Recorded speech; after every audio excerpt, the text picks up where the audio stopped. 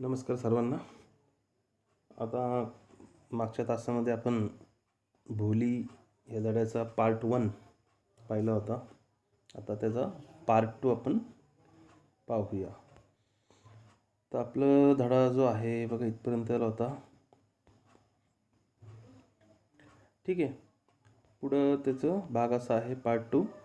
Thus the years passed. The village became a small town. The little primary school became high school. There were now a cinema under a tin shed and a cotton ginning mill. The mail train began to stop at the railway station. म्हणजे ते काय म्हणतात की अशा प्रकारे अनेक वर्ष निघून गेले. आता गावाचं रूपांतर शहरामध्ये झालं. तिथं ती जी लहान प्राथमिक शाळा होती, म्हणजे जिथं भोली जायची शिकायला, त्याचं रूपांतर आता माध्यमिक शाळेमध्ये झालं होतं. पत्र्याचं शेड जे आहे त्या शेडमध्ये सिनेमाघर म्हणजे थिएटर आणि कापूस पिंजण्याची जी गिरणी असती ती चालू झाली होती. तिथं मग मालगाडी जी आहे आता तिथले रेल्वे स्टेशनवर थांबू लागली होती. म्हणजे असे बदल झाले पुढील 10 वर्षात. 10 नाही सॉरी, अनेक वर्षात. ठीक आहे, अनेक वर्ष, असं उल्लेख नाही केला 10 वर्ष, पण अनेक वर्ष. पुढं. One night after dinner Ramlal said to his wife, then shall I accept Bishambar's proposal? Yes, certainly, his wife said. Bholi will be lucky to get such a well-to-do bridegroom, a big shop, a house of his own, and I hear several thousands in the bank. Moreover, he is not asking for any dowry. मग त्या रात्री जेवणानंतर रामलाल आपल्या पत्नीला, बायकोला म्हणाले, मग बिशंबरचा प्रस्ताव मी मान्य करू का? प्रपोजल म्हणजे प्रस्ताव. आता बिशंबरचं हे स्थळ आलेलं आहे म्हणजे हिच्यासाठी, सुलेखा म्हणजे आपली भोली. तर ते म्हणतात त्या पत्नीला, मग बिशंबरचा प्रस्ताव मी मान्य करू का? हो जरूर. त्यांची बायको म्हणती, पत्नी म्हणती, असा सुखवस्तू म्हणजे असा नवरा जो आहे हा मिळणे म्हणजे भोलीचं, आपली भोली जी आहे तिचं भाग्यच उजळेल. काय नाही, बिशंबरकडं सगळंच आहे. त्याकडं मोठं दुकान आहे, स्वतःचं घर आहे, बँकेत हजारो रुपये आहेत, असं मी ऐकलंय. विशेष म्हणजे तो तिथं शब्द वापरला बघा, डावरी. डावरी म्हणजे हुंडा. That's right, but he is not so young. You know, almost the same age as I am. And he also limps. Moreover, the children from his wife are quite grown up. म्हणजे काय की हे जे रामलाल आहेत ते त्यांच्या पत्नीला म्हणतात की सगळं चांगलं आहे, बरोबर आहे, पण तो जो बिशंबर आहे तो वयाने देखील लहान नाही आहे. रामलाल म्हणतात, माझ्या वयाच्या आसपासच आहे तो, आणि थोडं पायाने देखील किंचित थोडा लंगडा वगैरे आधू आहे. नंतर ते हे देखील सांगतात की you know almost the same age as I am, म्हणजे माझं वय आणि त्यांचं वय सारखंच आहे. अँड ही ऑल्सो लिम्स, आणि तो जो आहे बिशंबर तो देखील लंगडतच चालतो. Moreover the children from his first wife are quite grow up, आणि त्याची पहिली बायको जी आहे तिची जी मुलं आहेत, पहिल्या बायकोकडून जी मुलं आहेत ती देखील खूप मोठी आहेत. म्हणजे हे भोलीचे वडील जे आहेत ते त्यांच्या पत्नीला सुचवतात की असं असं श्रीमंत जरी आहे तरी देखील तसं वयाने मोठं आहे, माझ्या वयाच्या इतकंच आहे, थोडासा लंगडा देखील आहे, पहिलं लग्न झालेले आहे, पहिल्या बायकोकडून त्याला मुलं आहेत आणि ती देखील क्वाईट ग्रोन अप म्हणजे मोठी आहेत मुलं. तर भोलीची आई जी आहे म्हणजे सुलेखाची आई ती म्हणते, "So what does it matter?" His wife replied, 45 or 50, it is no great age for a man. We are lucky that he is from another village and does not know about her pockmarks and her lack of sense. If we don't accept this proposal, she may remain unmarried all her life. म्हणजे ती सांगते काय म्हणते, त्यात कसला फरक पडतोय, म्हणजे एवढं सगळं आहे, काय फरक पडतो. पत्नी म्हणाली, 45 किंवा 50 वय जे आहे पुरुषांसाठी काही फार मोठं वय नाही. उलट आपलं नशीब म्हणून तो जो आहे बिशंबर तो दुसऱ्या गावचा आहे. त्यामुळं आपल्या मुलीच्या ज्या देवीचे तिच्या चेहऱ्यावर ह्याच्या डाग जे आहेत शरीरावर आणि ती मंद देखील आहे त्याबद्दल त्याला काहीच माहिती नाही. आपण जर हे स्थळ स्वीकारलं नाही तर ती जन्मभर अशीच बिन लग्नाची राहील असं आई सुचवती. पुढं, yes but I wonder what Bholi will say. What will that witless one say. She is like a dumb cow. Maybe you are right muttered Ramlal. मग रामलाल म्हणतात, पण भोळीचं काय, ती काय म्हणेल, आपण तिचा विचार करतोय का. ती आधू डोक्याची काय म्हणणार आहे यावर, ती तर मठ्ठ आहे. असं म्हणतात. रामलाल देखील पुटपुटतात, म्हणतात, खरंय, तू म्हणते तेच खरंय. पुढं, in the other corner of the courtyard Bholi lay awake on her cot and listen to her parents whispered conversation. आता त्याच वेळेस अंगणामध्ये दुसऱ्या टोकाला भोली पलंगावर होती आणि तिथं पलंगावर पडून तिने आईवडिलांचे हे जे कुजबुजणं होतं, हे जी बातचीत होती ती ऐकत होती. Bishambarnath was a well-to-do grocer. He came with a big party of friends and relations with him for the wedding. A brass band playing a popular tune from an Indian film headed the procession. Procession म्हणजे लग्न. With the bridegroom riding a decorated horse. Bridegroom म्हणजे नवरा मुलगा. Ramlal was overjoyed to see such pomp and splendor. He had never dreamt that his fourth daughter would have such a grand wedding. Bholi's elder sister, who had come to the occasion, were envious of her luck. आता बिशंबरनाथ जे आहे म्हणजे लग्न ठरले. आता बिशंबरनाथ हा एक चांगला श्रीमंत असा ग्रोसर म्हणजे वाणी होता.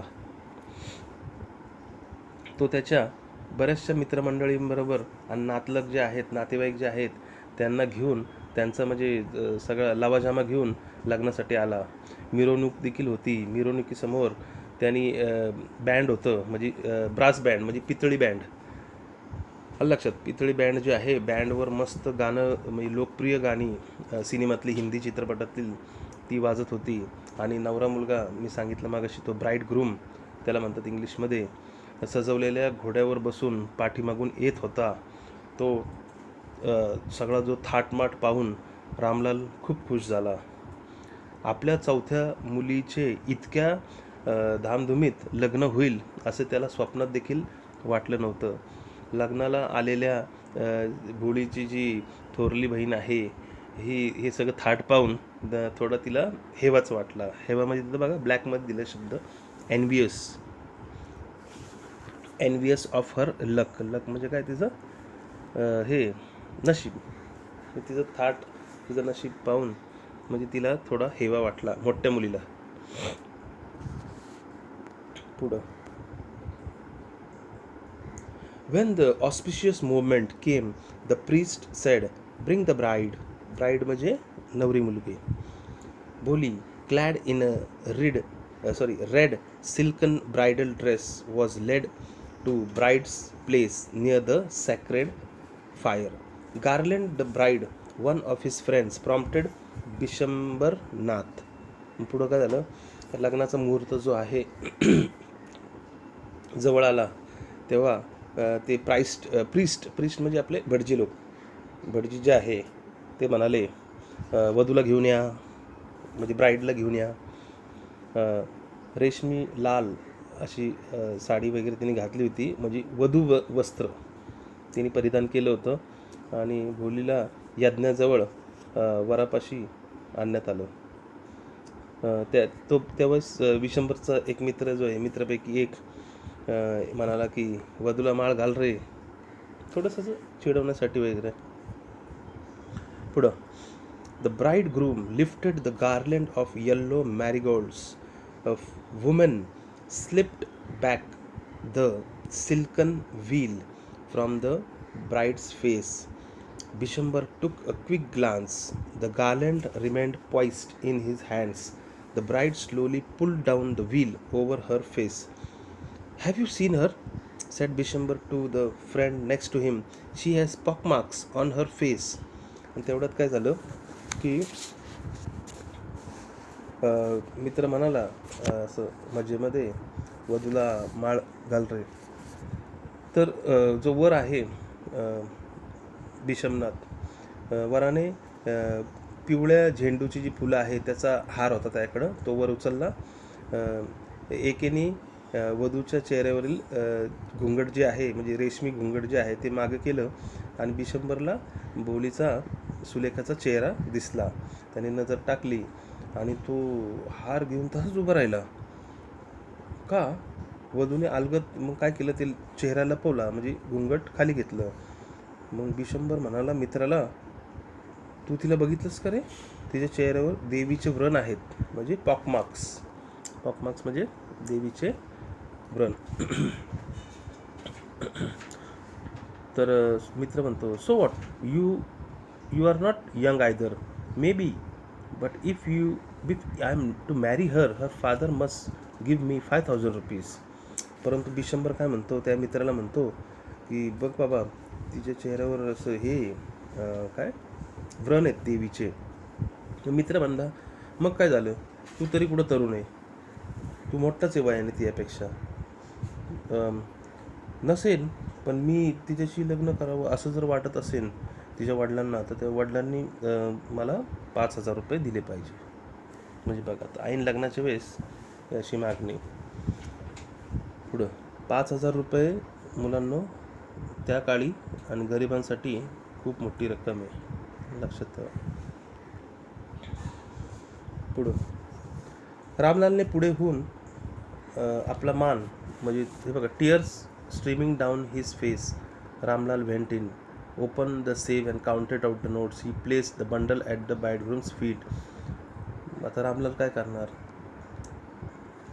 मुलीचं लग्न आहे, अचानक मागणी करण्यात आली, 5,000 रुपये द्या नाही तर लग्न नाही करणार. रामलालने पुढे आपली मान जी आहे त्यांच्या, म्हणजे पगडी म्हणतात त्याला, पगडी बिशंबरच्या पायावर ठेवली. त्यांनी जाऊन घरात चेक केलं किती पैसे आहेत, जे काय आहे ते दिले ब्राईडग्रूमच्या फीट, म्हणजे त्याच्या तिथं पगडी बिशंबरच्या पायावर ठेवली आणि म्हणाले, काय म्हणाले, "माझा असा अपमान करू नका, 2,000 रुपयेच आहेत माझ्याकडं, ते घ्या." On Bishambar's greedy face appeared a trimmed smile. He had sought and won. "Give me the garland," he announced. Once again the wheel was slipped back from the bride's face, but this time her eyes were not downcast. She was looking up straight into at the prospective husband, and in her eyes there was neither anger nor hate, only cold contempt.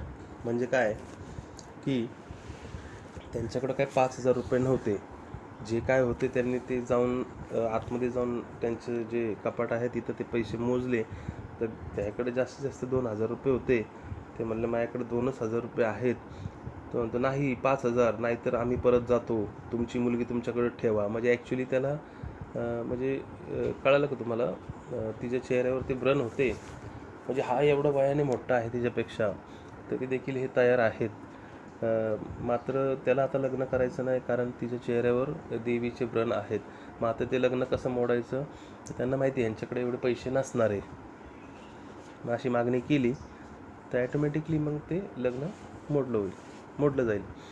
तर तो म्हणतो नाही, 5,000 रुपये, नाहीतर आम्ही परत जातो, तुमची मुलगी तुमच्याकडे ठेवा. ते म्हणतात थोडं समजून घ्या, मी विनंती करतो, तुम्ही परत गेलात तर गावात तोंड दाखवायला आम्हाला जागा उरणार नाही. बरोबर ना? मग तो म्हणतो मग 5,000 रुपये द्या. तर अश्रूंनी भरलेल्या डोळ्यांनी रामलाल आत गेला आणि परत तिजोरी उघडून नोटा मोजल्या. तर आणि जे काय आहे परत, म्हणजे जे काय अजून थोडंफार असेल ते देखील त्या नवऱ्या मुलाच्या पायावर ठेवले. आता हे पाहून बिशंबरच्या चेहऱ्यावर हसू आले, म्हणजे विजयी हसू, म्हणजे तो जिंकलाय म्हणजे काय, त्याला काय आलं की ह्यांच्याकडे काय पैसे नाही आहेत एवढे, म्हणजे ॲटोमॅटिकली हे लग्न मोडलं जातं. तो जुगार खेळला होता आणि जिंकला पण होता. आणा तो हार, तो उद्गारला.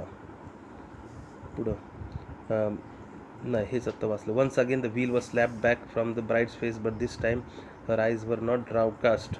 शी was looking at straight at prospective husband, and her eyes were neither अँगर nor hate, only cold contempt. म्हणजे जो लोभी विशंबर आहे तो हसला. तो पुन्हा एकदा नवरीच्या चेहऱ्यावरचा घुंगड मागे सरकवण्यास आला. पण ह्यावेळी आता असं काय झालं ह्यावेळी की ती मुलगी जी आहे, म्हणजे भोली जी आहे, तिची नजर खाली झुकलेली नव्हती. ती ताटमान करून नवऱ्याकडे थेट बघत होती. तिच्या डोळ्यात रागही नव्हता, द्वेषही नव्हता, फक्त थंड म्हणजे तिरस्कार होता. Contempt, cold contempt. Bishambars raised the garland to place it around the bride's neck, but before he could do so, Bholi had struck one out a streak of lightning and garland was flung into the fire. She got up and threw away the wheel. पण आता actually असं झालं की ती मुलगी जी आहे तीच तयार नव्हती लग्नाला. आता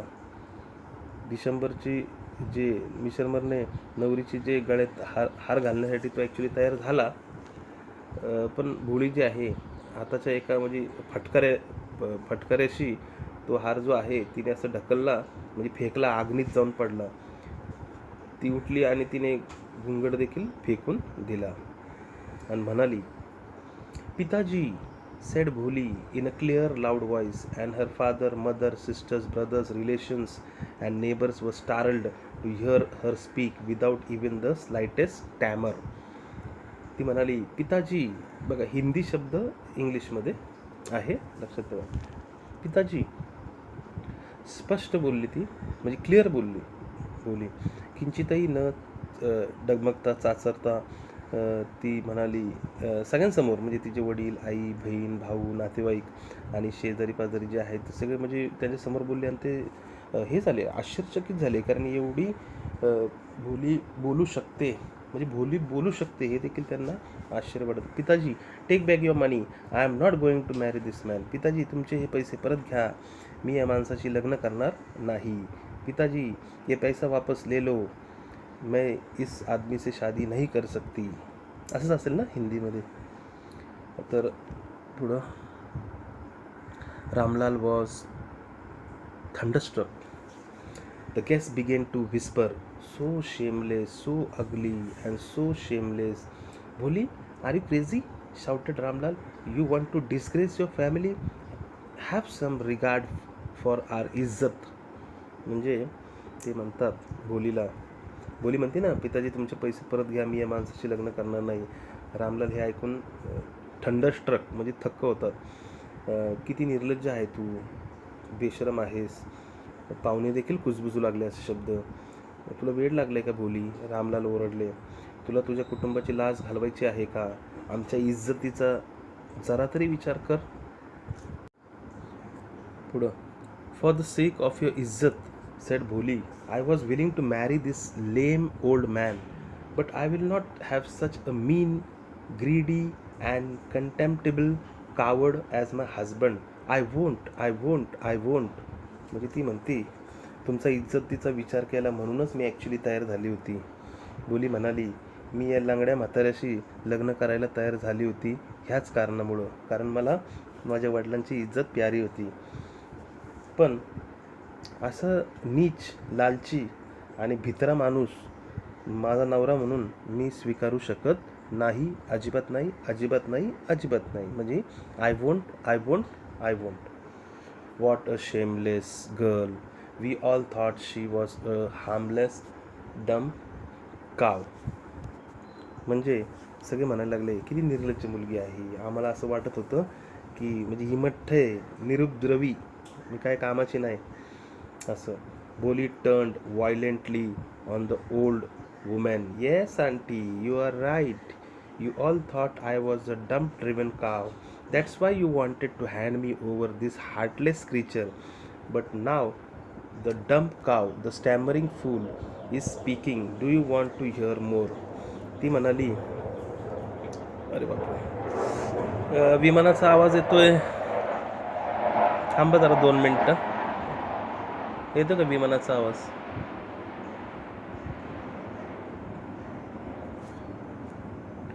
ठीक आहे, ओके.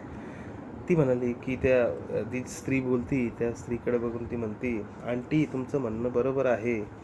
हो काकू, तुमचं म्हणणं बरोबर आहे. मी अडाणी गाय आहे असं तुम्ही सगळ्यांना वाटत होतं. मी भित्री आहे, मी वेडी आहे, भोळी आहे, म्हणून ह्या निर्दयी माणसाशी, म्हणजे निर्दयी पशुबरोबर त्याच्या गाळ्यात मला तुम्ही बांधायला निघाला होता. पण आता ही अडाणी गाय, ही तोतरी बोलणारी जी तुम्ही म्हणता भोली, ती तसं नाही आहे. तिच्यात फरक पडला आहे. तुम्हाला अजून काही ऐकायचं आहे असं म्हणली भोली. Bishambharnath the grocer started to go back with his party. Confused bandsmen thought it was the end of the ceremony and struck up a closing song. बिशंबरनाथ जे आहेत ते आता त्यांच्या वराडाबरोबर ते परत निघाले आणि इथं एक कमालच झाली. तिथं बँडवाले जे आहेत ते कन्फ्यूज झाले. त्यांना असं वाटलं की लग्न संपलं आहे. आणि तुम्हाला माहिती आहे लग्न संपल्यानंतर ते वाजवायला सुरुवात करतात बघा. तर त्यांना असं वाटलं की लग्न संपलं आहे, बिशंबरनाथ निघाल्यात, त्यांनी जोरजोरात वाजवायला सुरुवात केली बँडवाले. पुढं रामलाल तिथेच उभे राहिले. त्यांची मान जी आहे शर्मेने खाली झुकली होती. यज्ञातलं म्हणजे फायर, सॅक्रेड फायर म्हणजे यज्ञातली जी ज्वाला आहे त्या हळूहळू विजायला सुरुवात झाल्या. तर everyone was gone. Ramlal turn to Bholi and said. म्हणजे सर्वजण घरी गेले. रामलाल जे आहेत त्यांची मुलगी जी सुलेखा आहे, भोली जी आहे, तिच्याकडे वळाले आणि म्हणाले, but what about you? No one will ever marry you now. What shall we do with you? ते म्हणाले, पण आता आपण काय करायचं? तू काय करणार? No one will ever marry you. तुझ्याबरोबर कोण लग्न करणार नाही. What shall we do with you? आता पुढं काय होणार? तुझं भविष्य काय? असं वडील जे आहेत रामलाल त्यांनी त्यांच्या मुलीला विचारलं. And Sulekha said in a voice that was काम अँड स्टडी. आणि सुलेखा जी आहे ती शांत आवाजात, स्टेडी आवाजात वडिलांना म्हणाले, डोंट यू वरी पिताजी. पिताजी काळजी करू नका. In your old age I will serve you and mother and I will teach in the same school where I learn so much. Isn't that right ma'am? तिथं लग्नाला उपस्थित त्यांची जी मॅडम आहे, सुलेखाची मॅडम जे आहेत त्या देखील आल्या होत्या. सुलेखा म्हणाली वडिलांना की काय काळजी करू नका पिताजी. तुमच्या उतरवयात तुम्ही जेव्हा वृद्ध व्हाल त्यावेळेस आईला आणि तुम्हाला दोघांची मी सेवा करणार. आणि ज्या शाळेत मी शिकले त्या शाळेत मी देखील शिक्षिका बनणार आणि पुढं शिकवणार. नाही का हो मॅम? असं विचारलेलं त्यांच्या मॅडमला सुलेखाने. The teacher had all along stood in the corner watching the drama. आता हा जो खेळ जो आहे हा पूर्ण खेळ टीचर त्यांच्या ज्या मॅडम आहेत त्या पूर्ण एका कॉर्नरमध्ये त्यांचा ड्रामा पाहत होत्या. येस भोली, ऑफकोर्स, शी रिप्लाइड. आणि ती त्या भोलीला म्हणाल्या, हो भोली, अर्थातच, का नाही. And her smiling eyes was the light of deep satisfaction that an artist feels when contemplating the complexion of her masterpiece. आणि तिच्या डोळ्यांमध्ये जो प्रकाश होता. आमच्या इथं विमानाचा आवाज खूप आहे बघा, तुम्हाला येतोय का आवाज? आज विमानं जास्त आहे. ते आता आता संध्याकाळची वेळ आहे, तुम्ही हे बघत असाल लेसन. विमानं खूप आहे, म्हणजे एअरपोर्ट खूप जवळ आहे इथं. ठीक आहे, आवाज येतो ना तुम्हाला? हो, ऐकू येते का? ठीक आहे. आणि त्या म्हणाल्या, हो बोली का नाही. अँड हर स्माइलिंग फेसला light up in the deep satisfaction. आणि पूर्ण तिला समाधान तिच्या डोळ्यांमध्ये हे दिसत होतं. आणि कसं समाधान त्यांनी कम्पेअर केलेलं आहे, जसं एखादं आर्टिस्ट म्हणजे एखादा चित्रकार त्याचं एखादं छान त्यांनी काढलेलं एखादं छान चित्र म्हणजे मास्टरपीस त्याला म्हणतात. आणि ते पाहून एखाद्या चित्रकाराला जसा सॅटिस्फॅक्शन समाधान भेटतो पूर्ण केल्यावर, तसा समाधान तिच्या चेहऱ्यावर म्हणजे तिच्या डोळ्यातून तिच्या नजरेतून हा जाणवत होता. ठीक आहे, असा हा धडा अब्बास यांनी लिहिलेला हा धडा हा पूर्ण झाला आपला. पार्ट 1 पार्ट 2 मोठा धडा होता, म्हणून आपण त्याला डिवाइड केलं पार्ट 1 आणि पार्ट 2 मध्ये. आपण स्लोली घेतोय. आपला बराचसा इंग्लिशचा पोर्शन मुलांनो कव्हर झालेला आहे. आता पुढं आपण जरा थोडंसं जॉमेट्री म्हणजे भूमिती, विज्ञान 1 मधले देखील भरपूर पूर्ण झालेले आहेत. मी त्यावेळेस केले होते मी मागच्या महिन्यापर्यंत. मला वाटतं 3-4 धडे झालेले आहेत. अल्जेब्रा म्हणजे बीजगणिताचे देखील 3-4 धडे झालेले आहेत. तर भूमिती स्टार्ट करू आपण आणि विज्ञान स्टार्ट करू. इंग्लिशचं तर जवळपास 85-90% एवढे धडे आणि कविता झालेले आहेत. जे नवीन जॉईन झालेले आहेत ह्या ग्रुपमध्ये क्लासमध्ये, तर त्यांच्यासाठी मी रिपीट रिव्हिजन सुरू केलं होतं आता. म्हणजे ॲक्च्युली जे पहिल्यापासून जॉईन करतात मुलं ते तर हजर होतेच, म्हणजे एप्रिल मेच बरोबर ना. तर 3 महिने झाले हे धडे विज्ञान बीजगणित ह्या सगळ्या गोष्टी चालू आहेत. परंतु काहींना म्हणजे आता कसं आहे लॉकडाऊनमध्ये प्रॉब्लेम्स असू शकतात मोबाईलचे किंवा माहीत नाही किंवा ह्या गोष्टी. आता हे बघा मुलांना, मला काय सांगायचं तुम्हाला की आता 9वीला आपल्याकडं किती मुलं होती हे सगळी तुम्हाला माहिती आहेत. बरेचसे म्हणजे येणार होते 10वीला, पण अचानक हे मार्च आणि ह्याच्यामध्येच हे सगळी गोष्टी झाल्यात. आणि माझ्याकडं सर्वांचे नंबर्स आहेत सेव्ह केलेले, परंतु ते कुठे आहेत? क्लासवरच आहेत.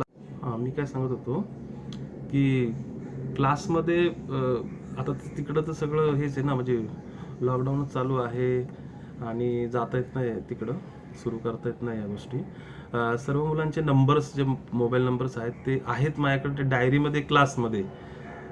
म्हणून माझ्याकडे जे कॉन्टॅक्ट्समध्ये मुलं आहेत ज्यांचे नंबर्स होते त्यांचे म्हणजे त्यांना मी सांगून हे स्टार्ट केलेलं होतं 2-3 महिने झाले. नंतर दिव्याकडून मी कॉन्टॅक्ट घेतला होता हिचा, गायत्री म्हणजे मानसीचा हिचा, ते देखील जॉईन असतील, ते आता बघत असतील हे व्हिडिओ.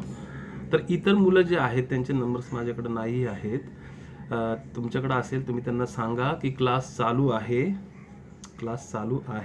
2-3 महिने झाले क्लास चालू आहे कंटिन्युअसली. येते का लक्षात मुलांनो? आणि आत्ता ह्या महिन्यात मी रिव्हिजन घेत होतो, म्हणजे जे झालेले तास आहेत नवीन मुलांसाठी परत ते रिवाईज करत होतो. तुम्ही बघितलं असं जुने जे आहेत त्यांना माहिती आहे ते रिपिटेशन झालेले. हे गणित जे आहेत वर्ग समीकरण जे आपले धडे झालेले आहेत हे घरी करा, वारंवार गणित सोडवा. इम्पॉर्टंट सगळे धडे आहेत. इयत्ता 10वीचं आपलं वर्ष आहे. हे जरी करोना आणि ह्या ज्या गोष्टी असतील, ती शाळा चालू होईल कधी काही कल्पना नाही, तरी माझ्या अंदाजे म्हणजे नोव्हेंबर-डिसेंबर तर असेल. नोव्हेंबर-डिसेंबर. कारण जरी वॅक्सिन त्याची तयार जरी झाली वॅक्सिन, झालं का, तरी त्याच्यावर टेस्ट करावे लागतात. त्याच्या एक टेस्ट नसतात, बऱ्याचशा टेस्ट असतात. आणि सगळीकडून पॉझिटिव्ह म्हणजे सकारात्मक त्याचे रिझल्ट्स आले ट्राय केल्यावर, नंतर त्याचं प्रोडक्शन होणार. मग प्रोडक्शन झाल्यानंतर मग ते बाजारात येणार. आणि ह्या गोष्टी पुढच्या आहेत. शाळा चालू होईल कधी तेव्हा होईल, परंतु शाळेकडून देखील बघा ऑनलाईन काय सुरू असेल तर तुमचं काम आहे अभ्यास करणे. आलं लक्षात सगळ्यांना?